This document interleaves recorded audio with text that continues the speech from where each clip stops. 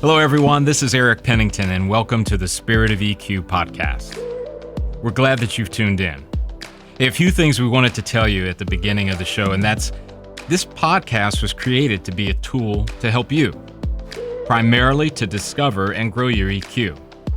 Science and our own lived experiences confirm that the better we are at managing our emotions, the better we're going to be at making decisions, which leads to a better life. And that's something we all want. We're glad that you've taken out the time today to listen and hope that something that you hear will lead to a breakthrough. Hey, one last thing. We'd really appreciate a review on whichever platform you use to listen. And if you want to, leave some comments about what you heard today, as well as follow and subscribe. That way you won't miss a single episode as we continue this journey. And with that, the show begins. Welcome, everyone, to the Spirit of EQ podcast. I'm Eric Pennington. Joining me today on the podcast is Rachel Scott. And Rachel is a senior UX designer with Buckeye Innovation. And for the purposes of this show, which I found most interesting, she is a world traveler. So welcome to the podcast, Rachel. Thank you. So with my tongue in cheek with the world traveler thing, I'm going to give our audience a little bit of an idea about why that was such the twist. And that was because one of the sessions that I've done with your company some time ago, somehow you had brought up you had come back from like Tunisia and Libya, which immediately I went, whoa, time out. What do you mean you came back? Because in my head, I was thinking, well, wait a minute. Nobody travels to Libya except for maybe somebody from the CIA or some other clandestine organization. And then you kind of alluded to the fact that you had a goal of like wanting to visit every country on the planet, which I think was like 195 countries or something like that. Yeah, it depends on which list. I think Exactly. Right. Yeah. So it got me thinking, man, that's fascinating. And all these questions started going through my head. And then, of course, that's when I asked you, hey, would you be interested in being on the podcast? And you were so gracious in saying, yes, you would. So here we are. So Rachel, I'm going to just jump right into the world traveler thing, right? So I think in terms of travel, as typically we're going on our summer vacation, we're going to Europe. It's our dream 25th anniversary type stuff, all of that. But you're not just that kind of traveler. You really have a desire to do it and do it in a way that I found very fascinating. So can you talk a little bit about maybe think back to your early adventures, right? And maybe what were some of the things you were feeling, right? Some of the emotions before, hopping on the plane, knowing you were going to X, Y, and Z. Talk a little bit about that. Well, I mean, are we talking about the very beginning of me traveling, or are we talking about like kind of more in recent years? Well, I'm thinking of it in terms of when you were very intentional. Like, I'm going to go to places that are off the beaten path, and I'm not going just because, hey, it's my brother's wedding and it's in Brazil or something. So, what about those types of adventures?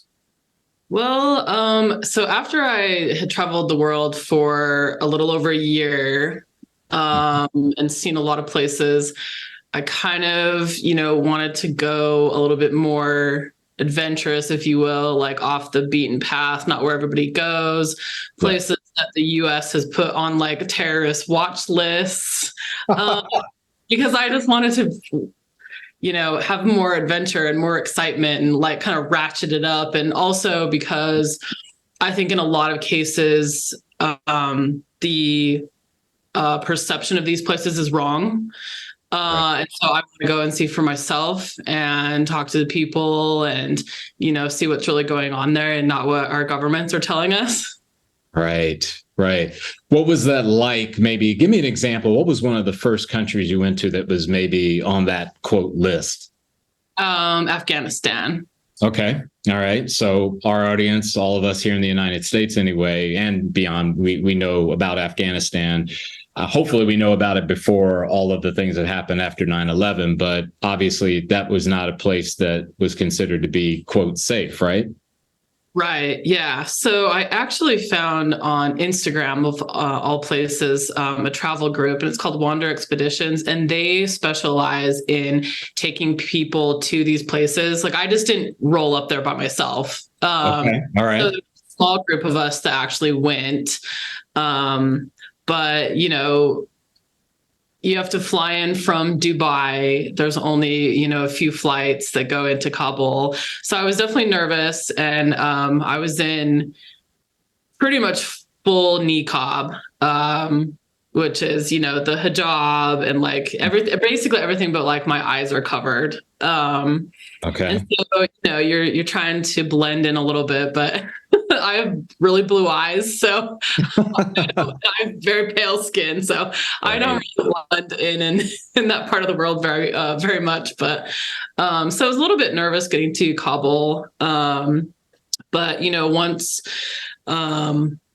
once we were going around, you kind of, there's not a lot of interaction with locals because the Taliban is in charge of everything and they know exactly where you're going all of the time and your name is on a list.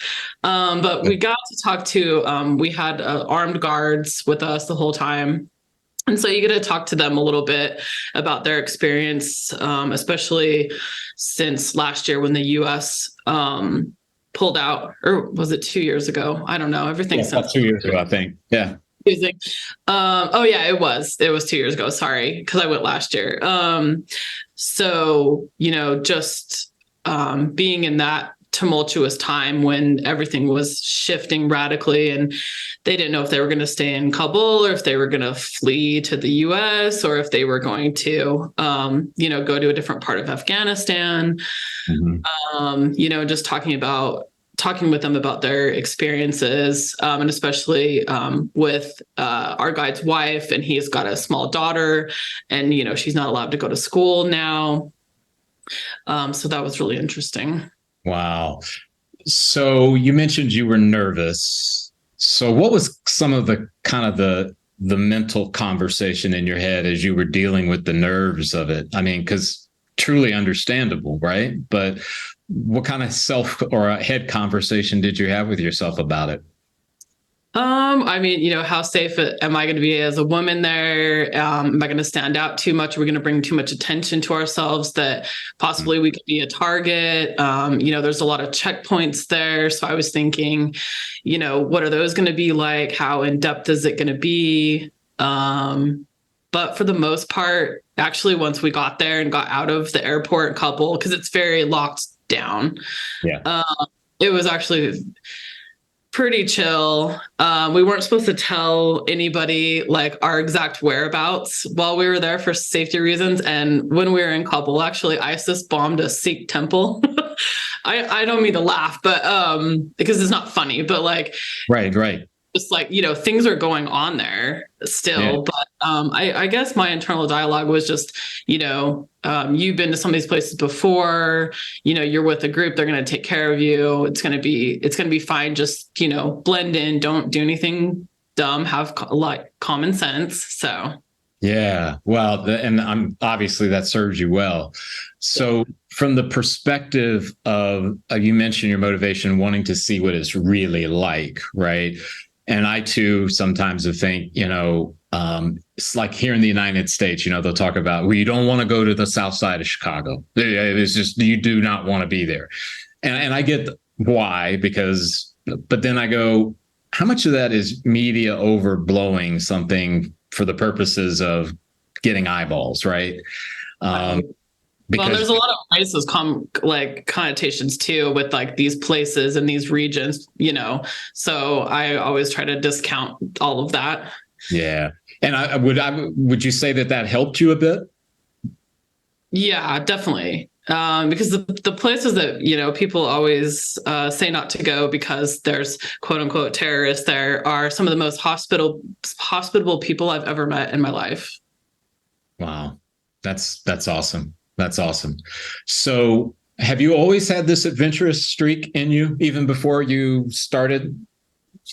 Yeah, as a little kid, I'm an only child, so I would leave my house and go in search of friends and like fun things to do out in the neighborhood. And my mother would never be able to find where I rode my bike to because I'd be like three neighborhoods over. So, definitely always had an adventurous spirit and just I don't sit still very often, so I'm constantly going, and also my brain is constantly going, and I'm a very curious person. Yeah. So I get bored easily, so I like to stimulate my mind and go Mhm. different places physically and mentally. So yeah, ever since I was a small kid, I was always like out there doing stuff. Wow. Wow. And do you draw any connection to the design side of the equation? Is there a connection there too? Yeah, definitely. I think that, being exposed to different cultures, different ways of life, different ways of thinking, it definitely impacts, what I design, how I think about design, how I think about processes in my job. So yeah, definitely. Yeah. So that makes me think of another thing about, kind of the idea of, well, why wouldn't we want to learn from different people with different views and different thoughts? And as you know, living in the United States, sometimes as advanced as we are some of the most narrow of people when it comes to that, right? Um, was that eye opening when you got to see other places where the view was different than the typical American lens? Yeah, I mean, so I've been traveling internationally since I was 14. I was lucky enough to go on a couple of school trips when I was younger. I mean, it was Western Europe, which is still, the West. There's a lot of similarities to here, but Right. just being exposed at that young age to like, different culture, even if it's just, slightly different. Yeah, was very eye opening. I went to Germany. I went to Dachau, where the one of the concentration camps was. That Mhm. was a very moving and eye-opening experience that changed my perception of things at my young 14 years. So yeah, I definitely think from an early age I was kind of Yeah. transformed, and so I got to visit Dachau in Germany, which was one of the concentration camps, and it was very eye-opening. Being 14 years old and going to see something like that, and just you can feel the energy there, and it is very, very powerful. And so, yeah, it was, you know, just a totally different experience from anything in the U.S. that we have. You can't draw very, very many comparisons there. So it's, that was one of the most poignant moments of my early travel career that kind of changed and shaped me.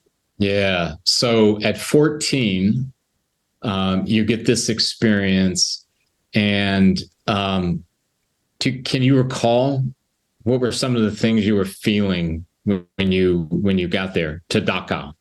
Oh, it was just the minute you stepped over the threshold, it was immense, just sorrow and pain. And I mean, I was just bawling, and like everybody I was with was like super upset. And I mean, it was just like a heavy like cloud just came over you. Like I could feel a physical almost, like the air felt different. It was, Yeah. it Yeah. was really intense. It was really intense. Wow.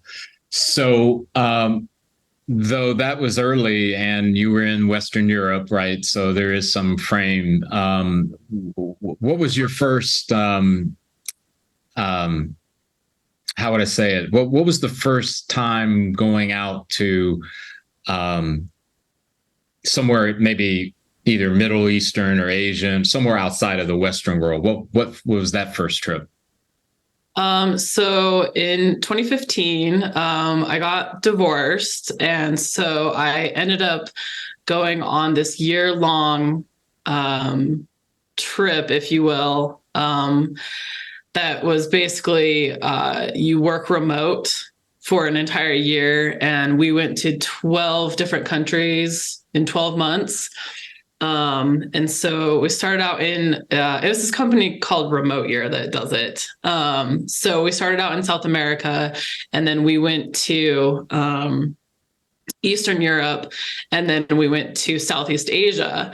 And so it was my first time in, well, it wasn't my first time in Southeast Asia. I'd been to Thailand once before, but we lived in Cambodia, Thailand, Malaysia, and Vietnam. Mm-hmm. And I just fell in love with all of those countries. Malaysia was amazing. And Vietnam, the food is spectacular in Vietnam. Really all like Asian food I love. Like Southeast Asian and Asian. Right. And the spicier, the better. But yeah, definitely. I mean, it wasn't so much of like a culture shock because, I'm in my, mid 30s at this point. So I've been around the block a few times, but, just seeing how people don't live with this mindset of like individualism. Everybody's like a community, people live with generations of their family under the same roof. They do everything, what's better for kind of like the collective, community, or the collective, like, neighborhood, or like what's going to be good for a lot of people, like versus, where we live in a society that's very individualistic. Yeah. And I know that one we could probably do a podcast on that one, right? The difference between the two and the results accordingly, right? So would you say that that trip in 2015 or that year-long adventure you were on, did that really kind of shape how you viewed the difference between sort of a westernized mindset versus an other part of the world mindset? Absolutely. I mean, that whole year changed my entire life. It changed the course of everything that I'm doing. I became much more intentional as a person.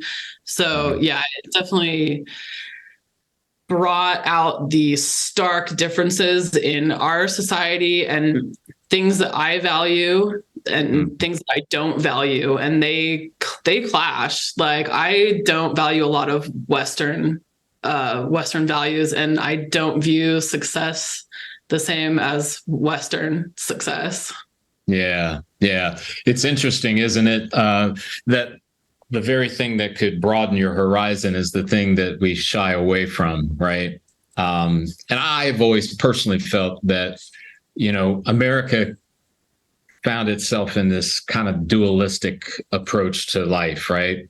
Where it's either you win or you lose, good or it's bad. And there's no nuance, right? And just because you look at nuance does not mean you have to give up all of your foundational principles, right? It just means, why don't you listen to someone else who gets up in a different way and has to approach things in a different manner, right? And what I have found, Rachel, is that typically people would just like to be heard. Yeah. And just listen, don't you. And I think we kind of, in America anyway, we skewed it so far to we've got to be right. We're going to win. It's almost like you would think life was a bloody football game or something. What by far, if you can say it this way, right, was the most dangerous place you visited? Meaning your experience, not so much by what reputation. And even if that's a felt thing, I mean, it may not, I'm not asking you to say, hey, were you ever at gunpoint and thought that they were going to throw you in a blah, blah, blah, but just something where, hey, I feel like this is a little dangerous. I don't know how dangerous per se, but a group of us did get stranded on the island of Socotra, which is technically part of Yemen, but it's controlled right now by United Arab Emirates, and they only have like one flight out a week, and they stranded 60 tourists because of a cyclone. But it wasn't a cyclone, it was because there was disputes. They want to turn it into a port, and so there's all these, there's this battle, politically and with different countries about like, whose territory it is and what they're going to do with it. And so they didn't want tourists flying in there. And so for about 4 days, we didn't know what was going to happen. And the island doesn't have very good connectivity, or at least it didn't a couple years ago. And so there was very limited Wi-Fi. There was only 2 hotels. And I say that, hotels, Right. the island. It's like we were camping. You're totally off the grid out there. And so that was a little bit harrowing because we just didn't know what was going to happen. And you're at the whim of like governments. And the only thing we actually got off the island was there was a diplomat there, and they made some phone calls and got us a plane. Wow, that's kind of in my head. I'm thinking of like did you ever see the movie The Year of Living Dangerously? No. It's worth you taking a peek at. It has not elements to your situation, but it's set in Southeast Asia. It's an older movie, but anyway, for the audience, if you are aware of that movie, it's a really good movie, and it kind of got me thinking, but I digress. So in those situations, I'm going to kind of come back a little bit to how it's informed in the work that you do. Obviously, I would think with design, having different perspectives has a potential of helping you be a better designer. And I think you said, yeah, that has. Yeah, I mean, definitely,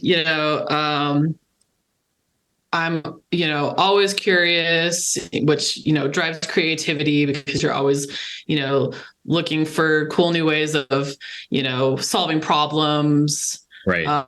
And, just, all the different perspectives, that I've gained from just traveling around, I think helps me solve problems for different clients for sure. And, come to the table with like, out of the box solutions. Really. Yeah, because quite frankly, you potentially have seen it. I mean, in some fashion or form, right?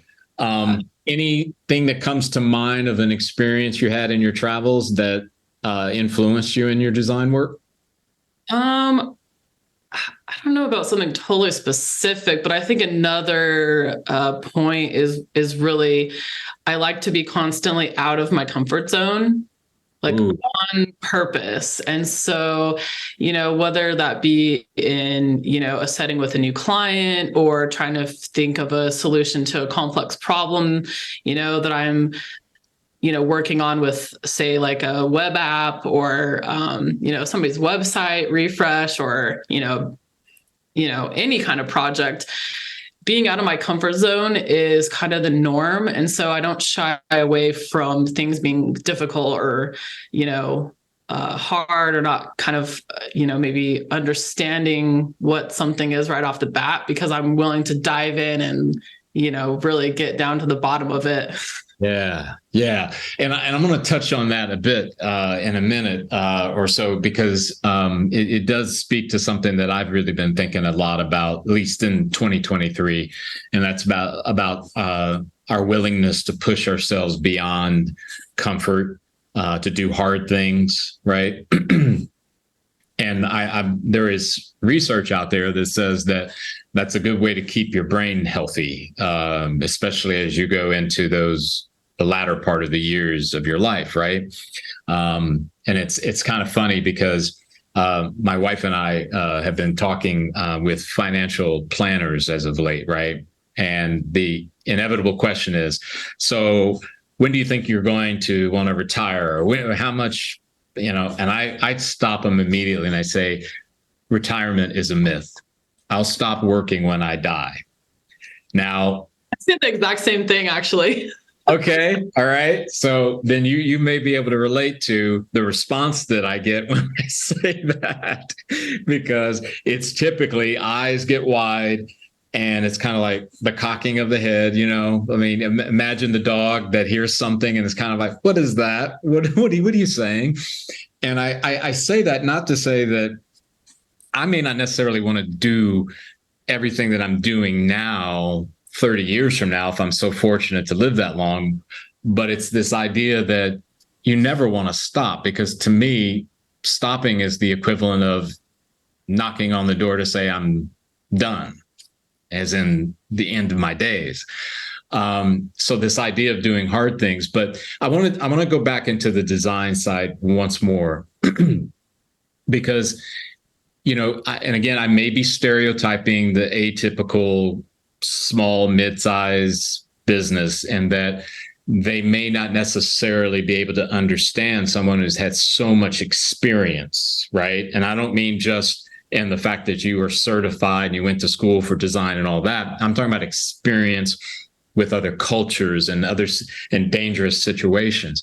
Now, for me, that's thrilling. That's like, oh my gosh, I would want that involved in a project, because it just seems like it's rich.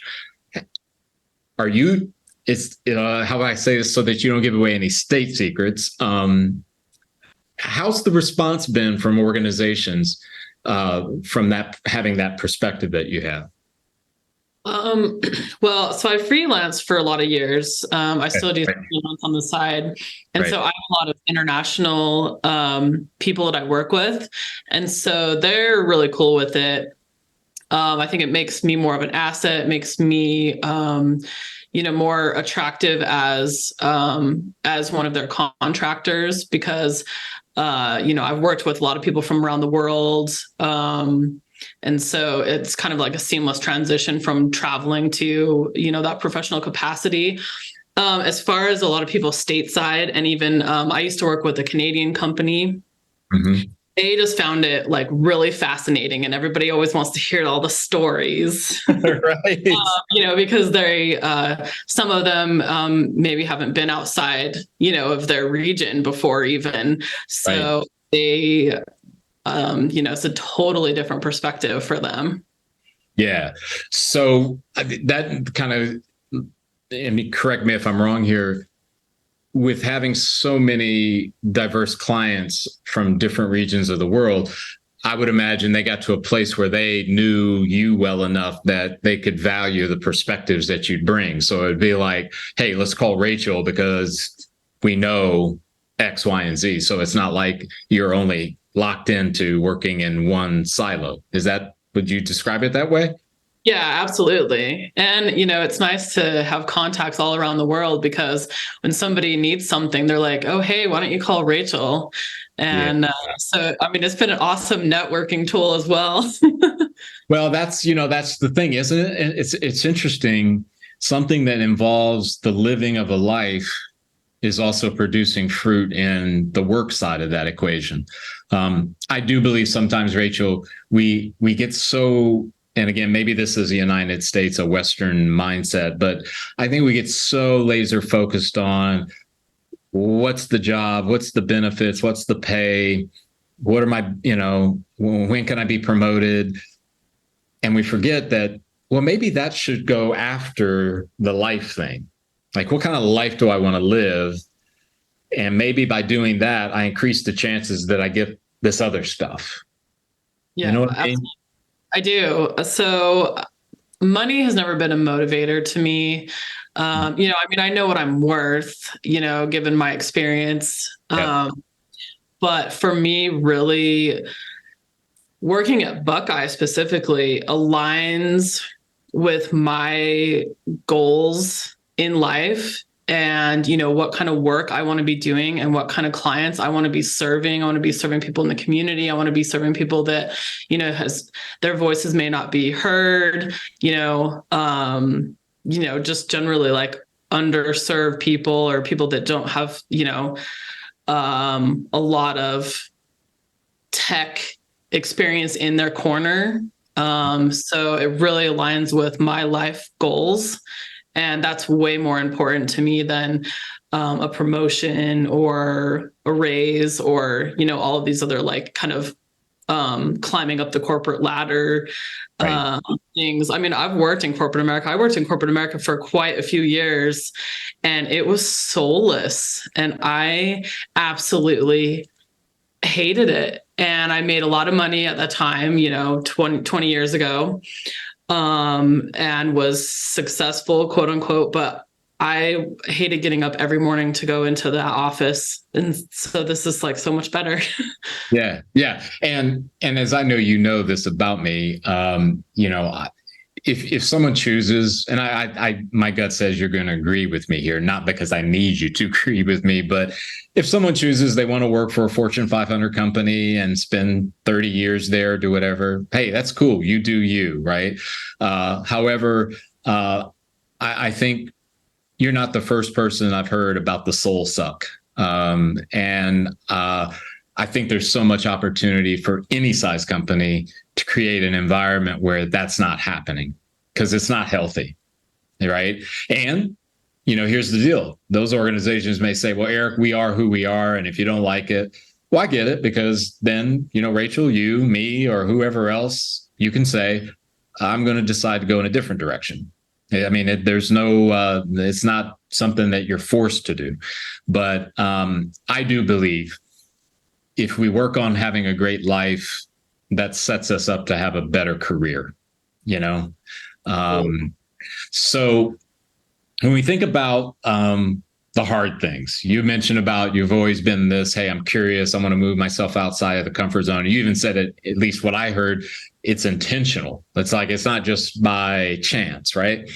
So if you could trace it to anything, what maybe was a catalyst for you to have that point of view? And I know you alluded to, some of the things when you were growing up and all of those things. Is there anything that you would point to that's been maybe a catalyst for you to like be on purpose about moving outside of your comfort zone?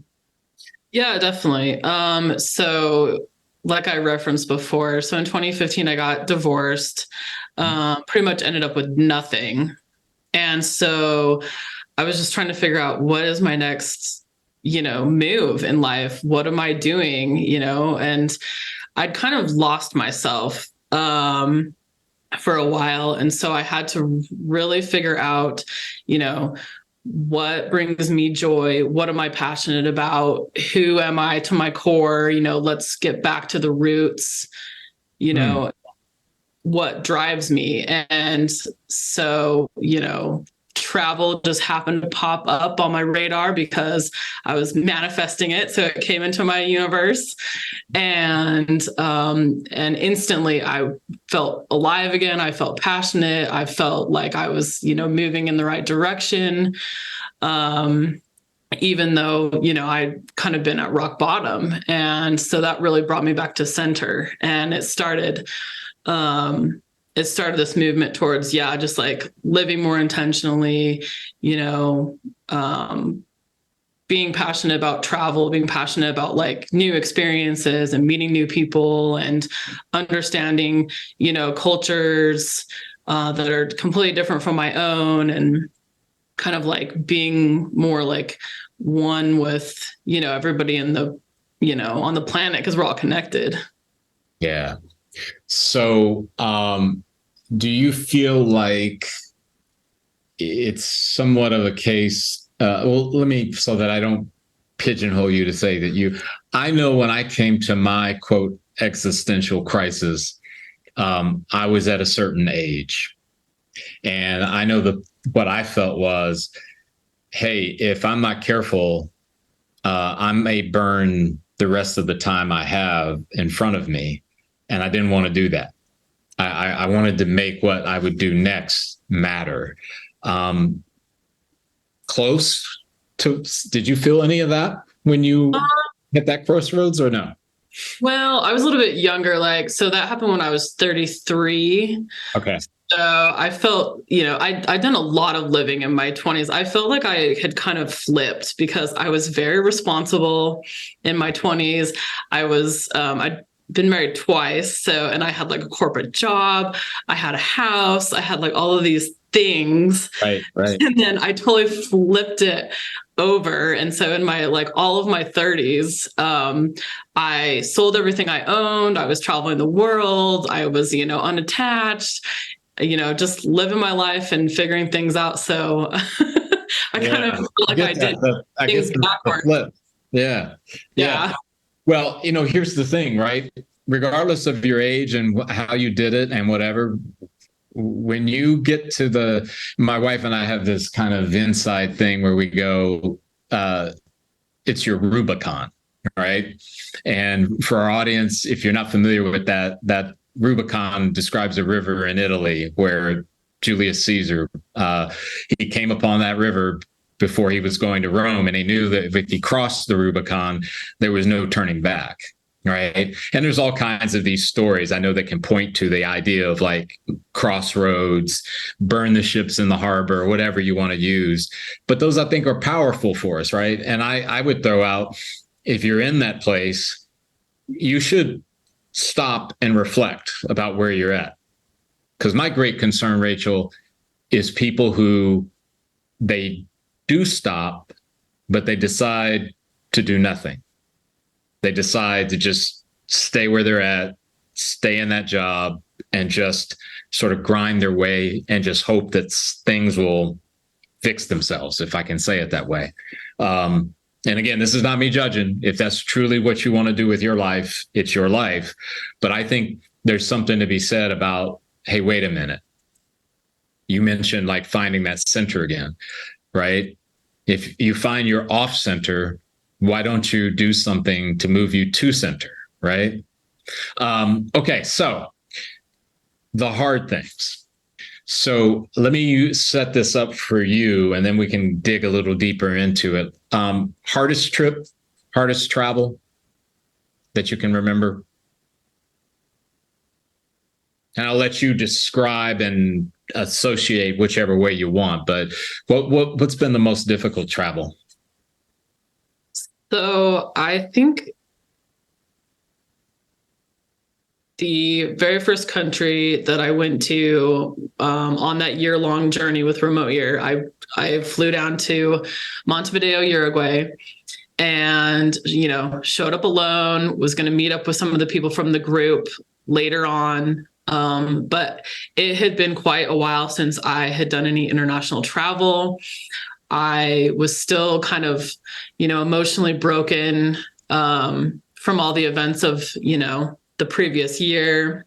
Yeah. And so I didn't have the confidence, and I was really nervous. My Spanish is not great. Still, even it's not great, which it should be better. But and then I rolled up, and my cell phone, my SIM card wasn't working. I couldn't get Wi-Fi. I was trying to get a hold of somebody the Airbnb that I'd booked, the guy totally flaked on me. I think it was like a scam. So I was just with my bags wandering the streets of Montevideo, looking for looking for help. But so I think that was really hard because I wasn't very self-assured. Now, I can touch down in virtually any place on the planet by myself, and I'm good to go because I'm super confident and not a lot of things freak me out anymore. Well, there's something to be said about that I think is so powerful, right? I mean, and I get the apprehension and the fear. I mean, when you were describing landing in Uruguay in that city, I'm thinking of myself if I was there, right? Like, oh my gosh, as soon as I can get a flight out of here, I'm going back, right? Whatever, right? But I think, and this is the sort of the mystery and the myth that can come into doing hard things, is that we have a story in our head about something and we latch onto it really tightly, not realizing that maybe if we are a little more curious, we could discover that, yeah, you can do that. You did survive that. You do know how to navigate yourself when you're in a place that's totally foreign to you. And audience, I understand. I mean, this is not me saying, hey, we need to do what Rachel does. But I think there is something to be said about that. Um, how does that apply in just everyday life for you as far as doing something that's hard? I mean, I guess I just don't think of it in terms like that. I mean, it's a challenge, but I feel like I'm a very capable person. And so I can figure out the challenge and, overcome it or, you know, find a solution or, what have you. Yeah. And do you think you could have come to that kind of conclusion without the experiences? I think the trajectory that my life was on, absolutely not. No. So I am really grateful for the way things turned out because I am my authentic self and I have like so much more confidence now than I've had in, previous decades of my life. And I owe everything to, all of the events that transpired to get me back on the path of, my passions and really understanding who I am at the core. Yeah. Yeah. That's awesome. That's awesome. Because we have a desire in the work that we do at Spirit of EQ for this, but it's my longing for human beings in general is, and quite frankly, I think that's the danger of our society in the United States. We have so much prosperity and we have so much, speaking of AI, I can say it that way, right? That I think some people are getting to a place where maybe they feel like, well, why do I need to do hard things? I mean, I can just type in or I can ask and there I have it. And I think of it in terms of, well, the reality is not if hard things, it's when hard things, right? And I don't know about you, Rachel. Well, I'm going to guess that you probably would be in my tribe on this one. I know that when hard times come, I want to be as prepared as I can be. I want to be like you're in that situation of like, I wasn't expecting to land in fill in the blank. But you know what? Typically airports are always situated this way. Oh, you know what I need to do? I don't need this. I can just ask this. Oh, you don't want to look them in the eye because you look them in the eye. That's a tip off. That doesn't mean you're going to get out of there safely. It doesn't mean that everything will just go easy, but that's a heck of a lot better than, well, I don't know what to do and I'm going to freak. I'm going to panic. I'm going to run. I'm going to hide, all of that. You know what I mean?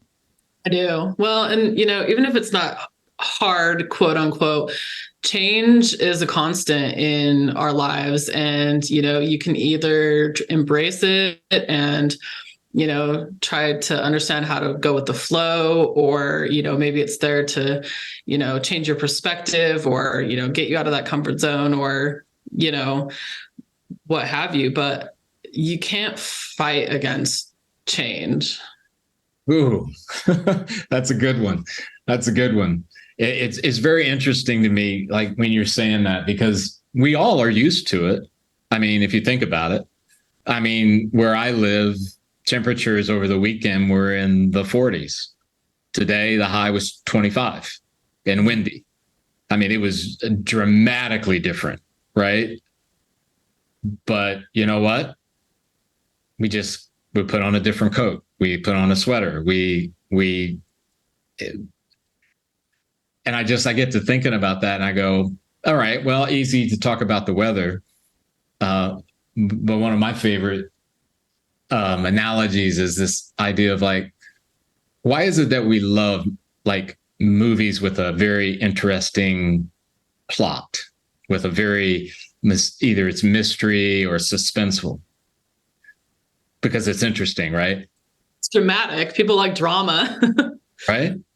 Yeah. But then if you say, well, how about that in your life? Then we recoil. We then say, oh, no. I want certainty. I want safety. I want security. And it's like, well, wait a minute. If I showed you a movie that had safety, security, and stability, you'd never go see it or you'd walk out because it would be boring, you know?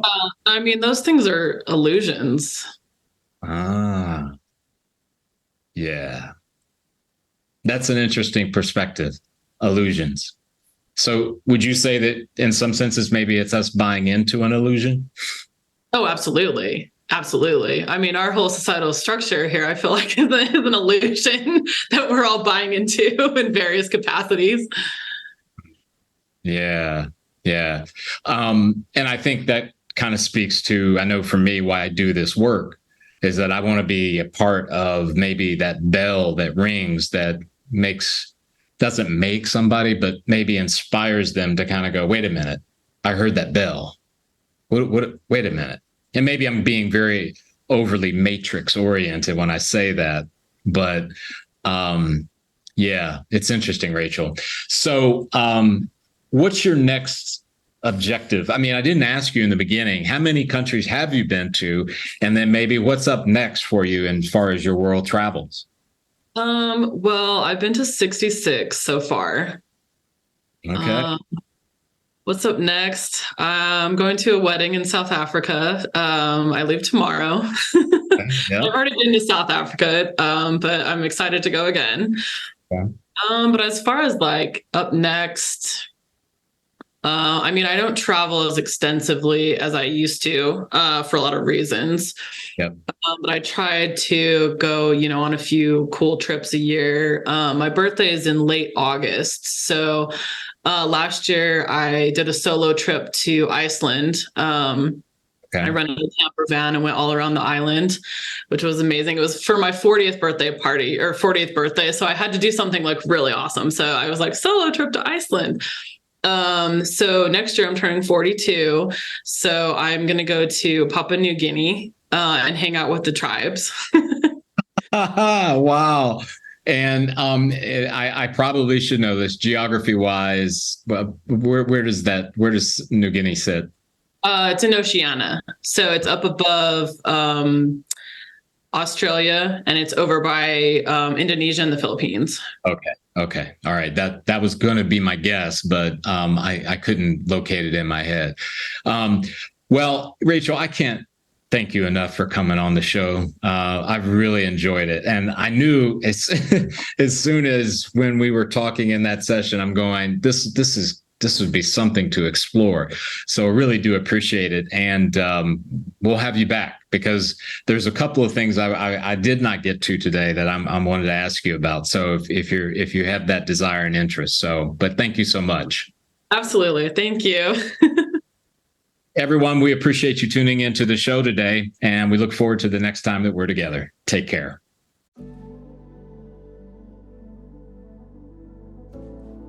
Hi, everyone. This is Eric again.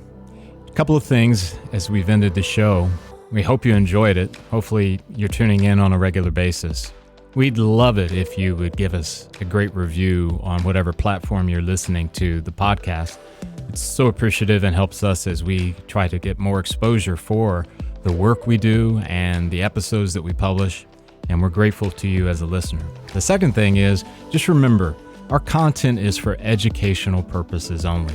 It's not intended by any stretch to diagnose or to treat anything that may be occurring in your life or anyone else's life that you may be connected to through the podcast. But once again, we appreciate you tuning in to the shows. And as always, we look forward to the next time that we're together. Take care.